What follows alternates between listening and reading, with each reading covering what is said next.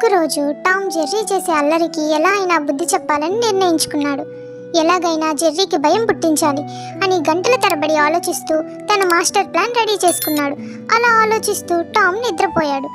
ఎప్పటిలాగానే జెర్రీ టామ్ని నిద్రపోనివ్వకూడదని అనుకున్నాడు.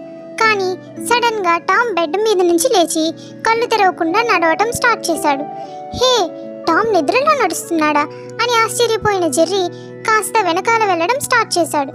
టామ్ నిజంగా నిద్రలోనే ఉన్నట్లు కనిపిస్తూ స్లోగా ఒక విండో దగ్గర ఆగిపోయాడు. ఇదేంటి, టామ్ ఎందుకు ఇలా నిలబడ్డాడు, ఎక్కడికి చూస్తున్నాడు అని అనుకుంటూ జెర్రీ టామ్ దగ్గరికి వెళ్ళాడు. జెర్రీ టామ్ని వెనక నుండి పిలిచాడు. హే టామ్, నీకేమైంది, ఇక్కడేం చేస్తున్నావు అని అడిగాడు.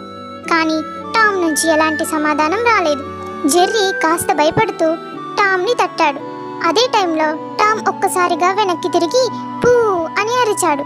జెర్రీ గుండె అదిరిపోయినంత పని అయింది. ఒక్కసారిగా పరుగు పెట్టాడు. టామ్ నెమ్మదిగా తన ముఖం నుంచి భయంకరమైన మాస్క్ని తీసేశాడు. తన ప్లాన్ సక్సెస్ అయిందని నవ్వుకున్నాడు. Please do like, share, subscribe and comment.